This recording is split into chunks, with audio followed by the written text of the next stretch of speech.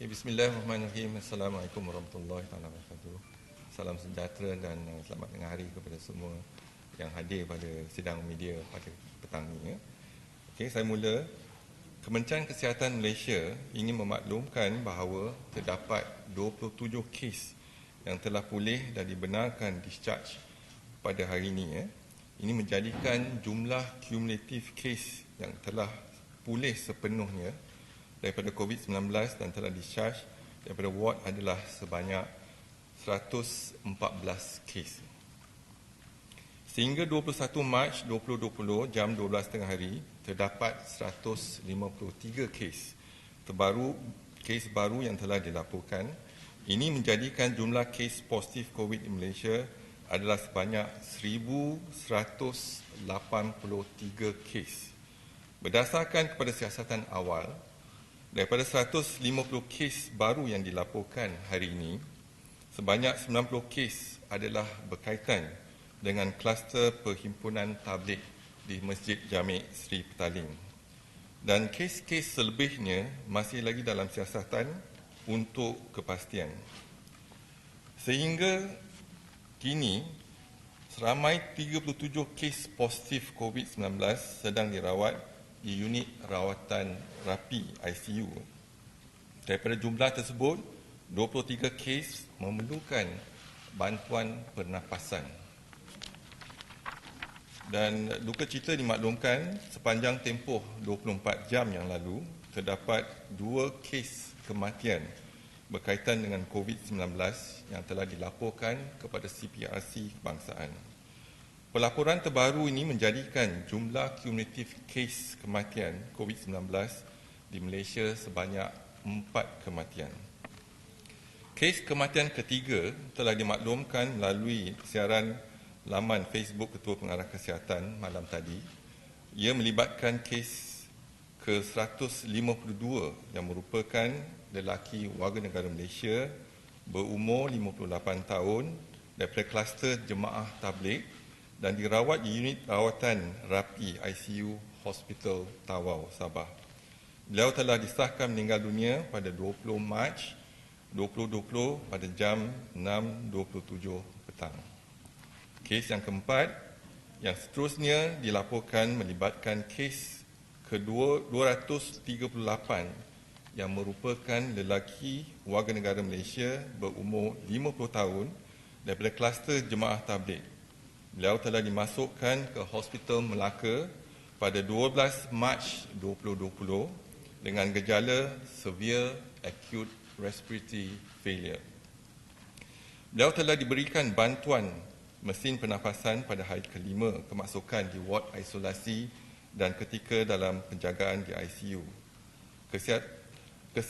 Sementara itu, kesihatan beliau merosot hari demi hari sejak kemasukan dan disahkan meninggal dunia pada 21 Mac 2020 pada jam 1.30 pagi. Sehingga kini 19 kaki tangan Kementerian Kesihatan Malaysia dan 5 petugas daripada fasilitis kesihatan swasta telah disahkan dijangkiti COVID-19.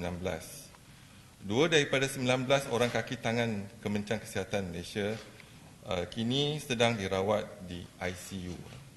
Punca jangkitan bagi kesemua 19 anggota kesihatan Kementerian Kesihatan terbabit bukan disebabkan oleh ketidakpatuhan mereka semasa mengendalikan kes-kes COVID-19 di peringkat fasilitis masing-masing. Hasil siasatan yang dijalankan mendapati kesemua mereka merupakan kontak rapat generasi pertama dan generasi kedua melibatkan kluster jemaah tabligh. Sehingga 14 Mac 2020, bilangan anggota Kementerian Kesihatan yang telah menjalani ujian saringan pengesanan COVID-19 adalah seramai 337 orang. Daripada jumlah tersebut, 251 adalah didapati negatif, manakala baki 86 masih menunggu keputusan ujian. Kementerian Kesihatan ingin mengingatkan kepada semua petugas kesihatan dan perubatan yang mengendalikan pesakit COVID-19 mengenai kepentingan menjaga kepatuhan langkah-langkah pencegahan dan kawalan infeksi. Seterusnya, Kementerian Kesihatan Malaysia bekerjasama rapat dengan pihak United Nations High Commission for Refugees UNHCR bagi memastikan golongan pelarian dan pencari suaka turut diliputi dalam aktiviti pencegahan dan kawalan yang dilaksanakan oleh pihak kerajaan. Ini bagi mengekang sebarang penularan jangkitan yang berpotensi berlaku di dalam masyarakat. Bagi mengesan para peserta yang menyertai Majlis Perhimpunan Tabligh melibatkan golongan ini, pihak UNHCR turut bekerjasama dengan pihak Imarat Muslim Relief Agency dan Mercy Malaysia selaku rakan kongsi pertubuhan bukan kerajaan. Kementerian Kesihatan Malaysia juga turut serta dalam menjalankan aktiviti melalui penglibatan anggota di peringkat pejabat kesihatan daerah.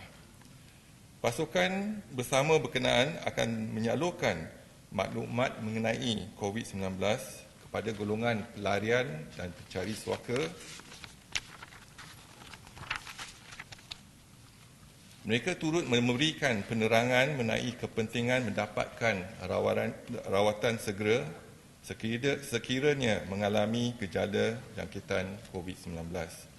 Walaupun mereka tidak menyertai perhimpunan tabligh tersebut, ini mengambil kira kepentingan mereka dalam komuniti yang kecil dan berinteraksi rapat antara mereka.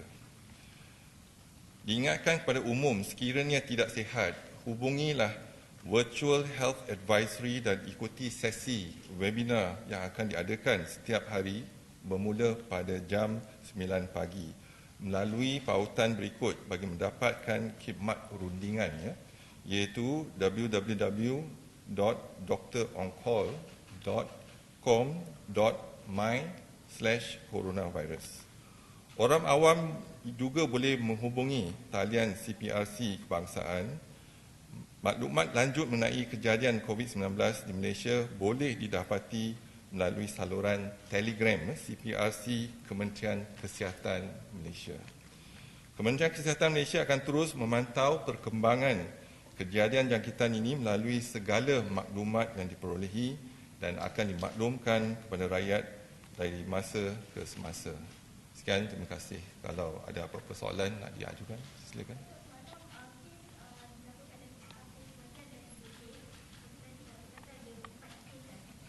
Setakat kini kita ada 4 kes. Kalau kita lihat kepada data ataupun statistik dunia, angka kematian lebih kurang 4.5%. Dan kita dah ada pesakit lebih daripada 1,000 pesakit.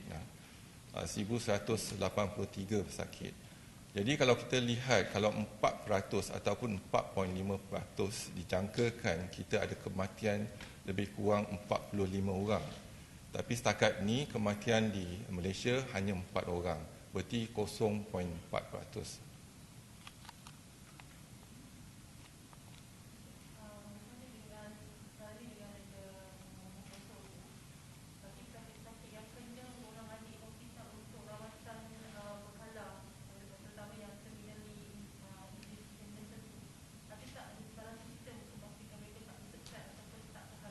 Dalam kesiapsiagaan Kementerian Kesihatan dalam 2 minggu lepas, kita telah merancang untuk menghadapi suasana ataupun tahap fasa keempat, iaitu mitigation phase.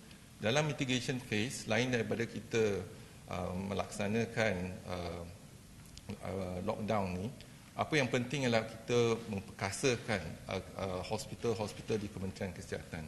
Setakat ini 26 hospital Kementerian Kesihatan dan 1 hospital universiti telah dikenal pasti sebagai hospital yang dapat merawat pesakit COVID-19.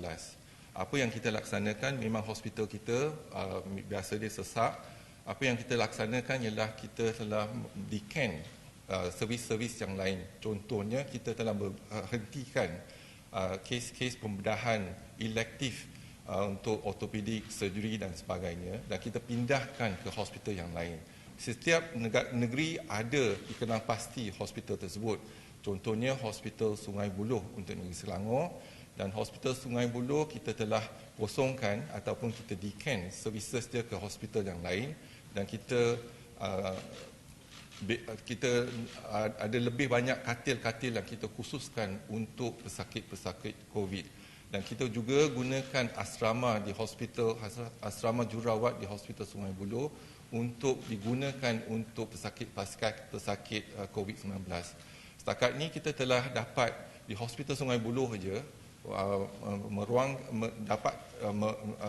dapat ward ataupun katil, kosongkan katil sebanyak 1,350 katil khusus untuk pesakit-pesakit COVID.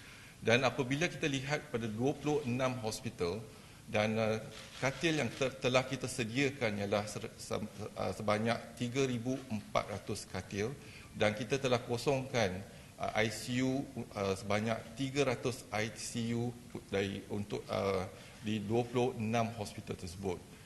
Dan kegunaan setakat ini ICU adalah 18% daripada 300, dan kegunaan katil setakat ini adalah 20% daripada 3,400 katil yang kita telah sediakan. Jadi kita mungkin tak ada keupayaan untuk membina hospital dalam tempoh 10 hari, tetapi sekurang-kurangnya dalam perancangan kita dapat kosongkan hospital kita dan kita tangguhkan kes-kes yang bukan COVID dan bukan kecemasan kepada hospital-hospital lain. Dan kita Kementerian Kesihatan ada kerjasama erat dengan hospital swasta, dan kes-kes yang bukan COVID juga kita akan rujuk kepada hospital swasta untuk rawatan selanjutnya.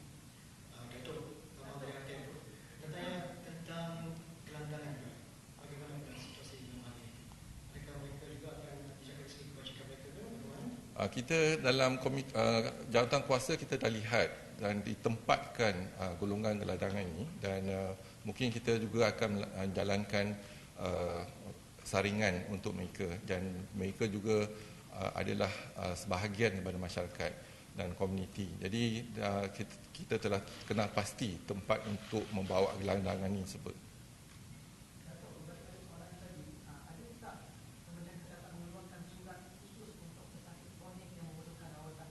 Kalau bukan COVID, ada hospital lain. Jadi bukan semua hospital jadi hospital COVID. Daripada 148 hospital di Kementerian Kesihatan hanya mengenal pasti 26 hospital sahaja. Maksudnya kalau rawatan-rawatan yang diperlukan masih boleh didapati di hospital-hospital yang lain.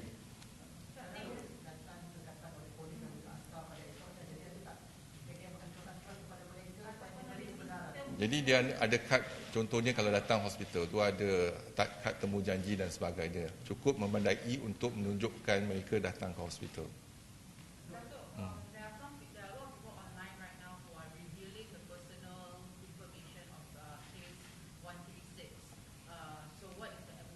As far as MOH is concerned, patient identification and data is confidential. We should not reveal the patient's data. That's against our Medical Act 1971. However, we know that the public wants to know more, but we are using minimal data, for example, age and even sex, for example, gender, in terms of to name the patient, and we give the label of the patient, not the patient's name.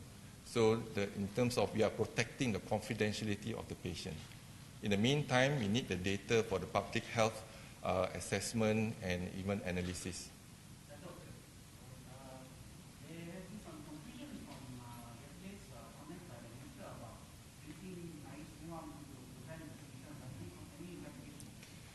The practice in Ministry of Health, whether it's for management or treatment, we are based on evidence. So evidence-based medicine is one of our pillars in terms of to embrace the practice that before we can actually deal with any issues with regards to certain practices and etc. So in general, I'm just talking about in general, evidence-based medicine is important. Our decision to treat patient and manage patient based on science and data. So that's if we have the strong data, then we need to look into research as well as look into the data before we can make any substantial claims and etc. Betul. Dalam beberapa penyataan media yang dikeluarkan, hanya memaklumkan kluster tablik. Berapa lama tempoh untuk kita kelas pasti? Betul. Semalam pun kita ada yang mana kita pasti ada kaitan dengan tablik, kita akan umumkan. Contohnya hari ini kita umumkan yang kluster yang ada kaitan dengan tablik, dan yang bukan kluster tablik masih dalam siasatan. Walaupun bukan secara langsung berkaitan dengan tablik, mungkin secara tidak langsung, iaitu generasi pertama ataupun kedua. Contohnya saya bagikan ada satu majlis perkahwinan dan staf Kementerian Kesihatan ada hadir pada majlis tersebut dan ada bertemu dengan jemaah tablik di dalam majlis tersebut, dan apabila mereka kembali ke hospital menjangkiti rakan-rakan di hospital. Jadi ini mungkin kita kena perlukan sedikit masa untuk kita menjalankan siasatan yang sepatutnya sebelum kita membuat sebarang pengumuman.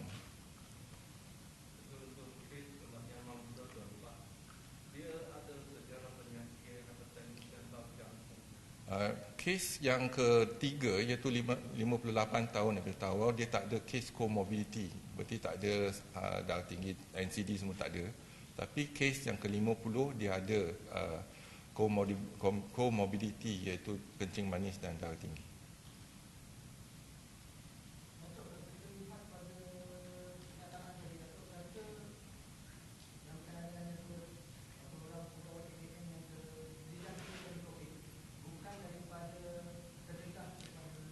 Betul. Kalau kita lihat pegawai ataupun warga Kementerian Kesihatan yang dijangkiti COVID, mereka bukan yang bekerja merawat pesakit-pesakit COVID. Ini adalah kerana apabila mereka hendak merawat pesakit yang berpenyakit COVID ni, mereka kena pakai ataupun infection control dan protect themselves sebelum mereka boleh masuk ke ward tersebut. Jadi tidak ada seorang pun warga Kementerian Kesihatan yang berkhidmat ataupun bekerja di ward-ward COVID dijangkiti. Yang dijangkiti ialah mereka telah dijangkiti di luar Kementerian Kesihatan dan masuk ke hospital dan menjangkiti rakan-rakan yang lain.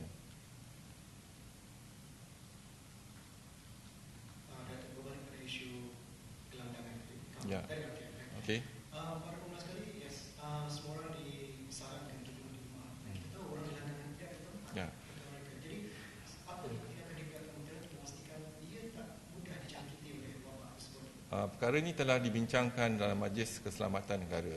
Kita dapati lebih kurang ada 500 gelandangan di Kuala Lumpur dan telah dikenal pasti satu tempat untuk kita membawa golongan ini untuk duduk tempat tersebut. Jadi bukan secara langsung di Kementerian Kesihatan, tetapi Kementerian Kesihatan bekerjasama dengan MKN untuk kita membuat saringan kepada golongan ini, dan tempat telah pun dikenal pasti dan akan diumumkan.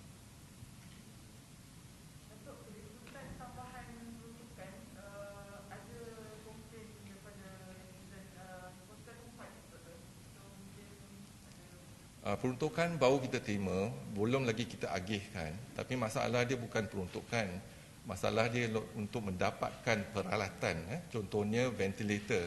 Sekarang kita dijangkakan kes akan bertambah minggu ni dan minggu depan, dan kalau kita dapati kalau kes bertambah, maksudnya kita kena bersiap siaga dengan ventilator dan ventilator tersebut. Bagaimanapun saya ingin ucapkan terima kasih kepada dermawan-dermawan yang telah tampil ke hadapan untuk memberi ventilator kepada Kementerian Kesihatan. Setakat ini alhamdulillah kita dah banyak terima ventilator, tetapi kapasiti untuk ventilator kita ialah kita perlu siapkan sekurang-kurangnya 500 ventilator untuk pesakit COVID untuk 26 hospital, dan kita masih berurusan dengan negara China untuk mendapatkan ventilator tersebut. Jadi ventilator ada satu sebab pesakit COVID ni bila datang dia ada 5 peringkat. Peringkat pertama ada gejala tetapi dia positif. Tak ada gejala tapi dia positif. Peringkat kedua dia bergejala dan dia berpositif. Dan peringkat ketiga dia ada kesesakan nafas, berarti dia ada pneumonia tetapi masih tak perlukan oksigen. Peringkat keempat dia ada pneumonia dan memerlukan oksigen, bantuan oksigen. Dan peringkat kelima mereka ada pneumonia dan yang perlukan bantuan pernafasan iaitu menggunakan intubation dan ventilator. Setakat di Kementerian Kesihatan kita ada 925 ventilator. Tetapi kita dah khaskan untuk pesakit-pesakit COVID seramai kita dah sediakan 3,400 katil di 26 hospital dan juga kita sediakan 300 ICU untuk kes-kes COVID dan kita perlukan sekurang-kurangnya 500 ventilator. Mungkin semua ventilator boleh digunakan di ICU. Kalau ICU dah penuh, mungkin kita akan gunakan ward isolasi dan sekurang-kurangnya ada 200 ventilator yang boleh digunakan pakai. Jadi matlamat Kementerian Kesihatan dalam kesiapsiagaan kita ialah untuk mendapatkan ventilator tersebut. Datuk mungkin banyak tunjuk kepada ventilator, tetapi bagaimana dengan PPE dan sebagainya? Ya, dan PPE, mask, topeng muka dan sebagainya semua kita dalam proses perolehan. Stok masih ada tetapi mungkinlah contohnya Sungai Buloh dia turnover cepat. Jadi distribusi itu yang kita kena lihat macam mana kita nak hantar lebih banyak. 2 hari lepas kita ada terima 100,000 topeng muka contohnya dan kita dah terima di Hospital Sungai Buloh dan dalam proses perolehan untuk mendapatkan 2 juta mask untuk Kementerian Kesihatan. Merujuk kepada kenyataan Datuk menyebut berkenaan UNHCR, bantuan dari UNHCR dan juga NGO, adakah yang termasuk juga golongan Rohingya yang menyertai sebahagian daripada jemaah tabligh? Betul, termasuk semua. Jadi kita menggunakan agensi UNHCR untuk mengenal pasti dan UNHCR pun dah keluarkan hotline untuk pelbagai bahasa untuk mereka ni dan kita harap mereka yang hadir ke perhimpunan jemaah di Masjid Jami' Seri Petaling juga akan tampil depan. Mungkin kadang ada kalanya mereka takut dan bimbang datang ke hospital ataupun klinik Kementerian Kesihatan, tetapi sekurang-kurangnya kita bekerjasama dengan NGO dan UNHCR. Mereka ada hotline, mereka ada klinik dan dengan klinik tersebut kita dapat menyaring mereka.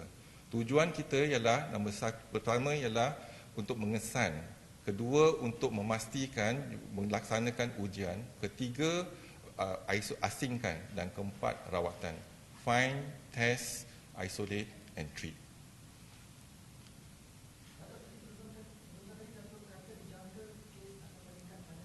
Pada jangkaan kita ya, sebab kalau kita lihat kumpulan tabligh ni telah menjangkiti ramai, mungkin lebih pada 50% pada kes-kes yang kita ada. Kita ada hari ini 100,183 kes dan 60% pada jangkitan COVID-19 melibatkan golongan tabligh dan mereka telah kembali kepada negara ataupun negeri masing-masing.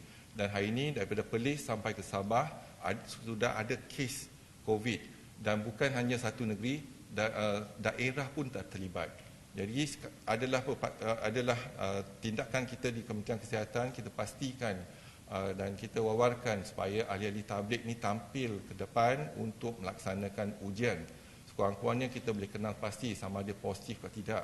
Kalau mereka positif dan mereka masih dalam komuniti, dia akan menjangkiti orang sekeliling komuniti.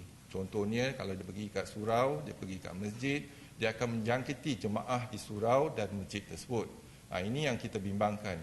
Mungkin dia tak ada kaitan dan kalau kita lihat golongan tabligh, bukan bila kita solat di masjid contohnya, kita tak tahu siapa close contact kita, sama ada sebelah kiri ataupun kanan ataupun depan atau belakang. Berlainan kalau kita hadir satu persidangan, kita ada rekod siapa duduk sebelah kiri kanan. Dalam masjid kita tak tahu pun. Tapi jangkitan sekarang ni yang kluster baru mungkin daripada jangkitan secara tidak langsung daripada golongan tabligh tersebut di surau, madrasah dan sebagainya.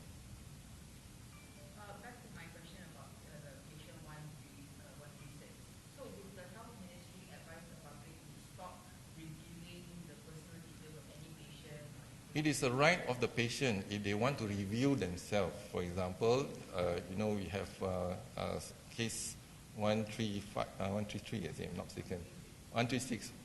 If they want to review themselves, that's their right. But it is our responsibility to protect the identity of the patient, this confidentiality. But if patient wants to be known and make a press statement like 126, they make a case 26, for example, they make a statement. Case 33 also make a statement. That's fine. It's up to them. But our right is to protect the identity, the confidentiality of the medical records, for example. We do not share.